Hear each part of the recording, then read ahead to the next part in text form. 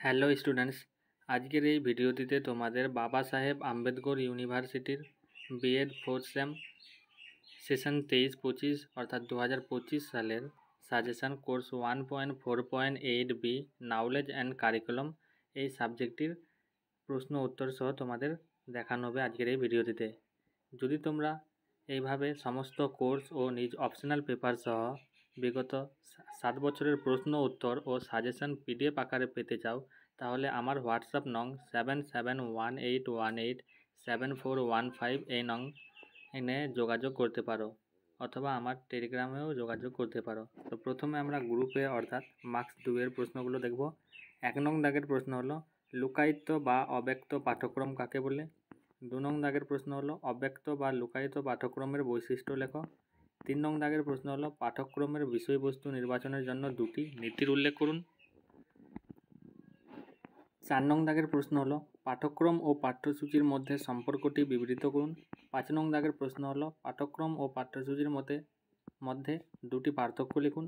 6 নং দাগের প্রশ্ন হলো পাঠ্যক্রম বিকাশের মৌলিক বৈশিষ্ট্যগুলি কী কী। 7 নং দাগের প্রশ্ন হলো শিক্ষক সহায়ক পুস্তকের 4টি বৈশিষ্ট্য লিখুন। 8 নং দাগের প্রশ্ন হলো গঠনমূলক মূল্যায়ন কাকে বলে।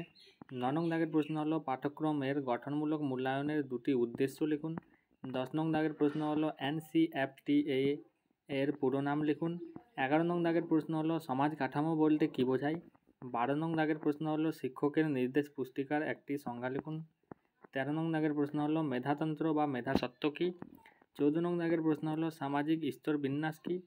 15 নং দাগের প্রশ্ন হলো মূল্যবোধের সংকট বলতে কী বোঝেন। 16 নং দাগের প্রশ্ন হলো সময় তালিকা কাকে বলে, সময় তালিকার দুটি প্রয়োজনীয়তা লিখুন।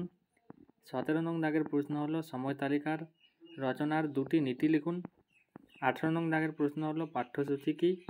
19 নং দাগের প্রশ্ন হলো পাঠ্যপুস্তক কী। 20 নং দাগের প্রশ্ন হলো সামাজিক বিচলন কাকে বলে। 21 নং দাগে পাঠ্যক্রম সঞ্চালনের দুটি বৈশিষ্ট্য লিখুন। তো তোমাদের মোট 21টি প্রশ্ন রাখা হয়েছে 2 মার্কসে। এগুলোই হয়তো কোনোটা প্রশ্ন আবার 5 মার্কসেও আসতে পারে, সুতরাং তোমরা প্রশ্নগুলো ভালো করে দেখবে। এরপর গ্রুপ বি অর্থাৎ মার্কস 5-এর প্রশ্নগুলো দেখব। 1 নং দাগের প্রশ্ন হলো গঠনমূলক মূল্যায়ন ও সমষ্টিগত মূল্যায়নের পার্থক্য লিখুন, অথবা আন্তিম মূল্যায়ন ও ক্রমিক মূল্যায়নের মধ্যে পার্থক্য কী কী। এরপর 2 নং দাগের প্রশ্ন হলো সমাজের কাঠামো ও ক্ষমতার মধ্যে সম্পর্ক ব্যাখ্যা করুন। 3 নং দাগের প্রশ্ন হলো একটি পাঠ্যক্রমের যে কোনো দুটি বৈশিষ্ট্য সংক্ষেপে আলোচনা করুন, অথবা আধুনিক পাঠ্যক্রমের বৈশিষ্ট্যগুলি আলোচনা করুন।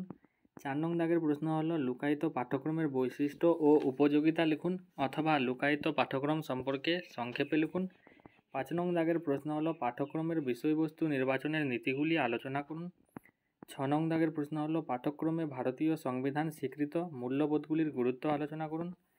7 নং দাগের প্রশ্ন হলো পাঠ্যক্রম সঞ্চালনের যে কোনো একটি পদ্ধতি অথবা মরিসনের পদ্ধতিটি আলোচনা করুন। 8 নং দাগের প্রশ্ন হলো বিদ্যালয়ের বিভিন্ন ধরনের সময় সারণীর সঙ্গে আপনার পরিচিতি জ্ঞাপন করুন, অথবা সময় তালিকার প্রকারভেদ বা টাইপস আলোচনা করুন। 9 নং দাগের প্রশ্ন হলো সমষ্টিগত মূল্যায়নের একটি টিকা লিখুন, অথবা সমষ্টিগত বা সামগ্রিক বা চূড়ান্ত মূল্যায়ন কী, এই মূল্যায়নের বৈশিষ্ট্য, উদ্দেশ্য, সুবিধা ও অসুবিধা লিখুন। 10 নং দাগের প্রশ্ন হলো গঠনমূলক মূল্যায়নের সুবিধা ও অসুবিধাগুলি কী, অথবা গঠনমূলক মূল্যায়ন সম্পর্কে একটি টিকা লিখুন। 11 নং দাগের প্রশ্ন হলো পাঠ্যক্রম গঠনে বিভিন্ন সামাজিক দলের প্রতিনিধিত্ব কীভাবে ঘটে। 12 নং দাগের প্রশ্ন হলো পাঠ্যক্রম মূল্যায়নের উপর একটি সংক্ষিপ্ত টিকা লিখুন। 13 নং দাগের প্রশ্ন হলো ভারতীয় শিক্ষাক্ষেত্রে অভিজাত তন্ত্রের প্রভাব আলোচনা করুন, অথবা টিকা লিখুন পাঠ্যক্রমে অভিজাত তন্ত্র বা এলিটিজম। এরপর 14 নং দাগের প্রশ্ন হলো মূল্যবোধের শিক্ষা কী, মূল্যবোধ সংকট মোচনে শিক্ষার ভূমিকা কী। এই ছিল তোমাদের 14টি প্রশ্ন 5 মার্কসের। এগুলোর মধ্যে হয়তো কোনোটা 2 মার্কস অথবা 10 মার্কসেও আসতে পারে, সুতরাং তোমরা এই প্রশ্নগুলো ভালো করে বুঝে বুঝে পড়ে নেবে। এরপর গ্রুপ সি অর্থাৎ 10 মার্কসের প্রশ্নের প্রথম প্রশ্ন হলো আদর্শ শিক্ষক গড়ে তোলার ক্ষেত্রে প্রক্রিয়া ভিত্তিক পাঠ্যক্রম বাস্তবায়নের জন্য NCFT 2009 এর সুপারিশগুলি লিখুন। 2 নং দাগের প্রশ্ন হলো পাঠ্যপুস্তকের সমালোচনামূলক বিশ্লেষণের উপর একটি সংক্ষিপ্ত বিবরণ লিখুন। 3 নং দাগের প্রশ্ন হলো সমাজের গঠন এবং জ্ঞানের মধ্যে সম্পর্ক স্থাপন করুন, অথবা ক্ষমতা, সমাজের গঠন এবং জ্ঞানের পারস্পরিক সম্পর্ক আলোচনা করুন। 4 নং দাগের প্রশ্ন হলো পাঠ্যক্রম মূল্যায়ন বলতে কী বোঝায়?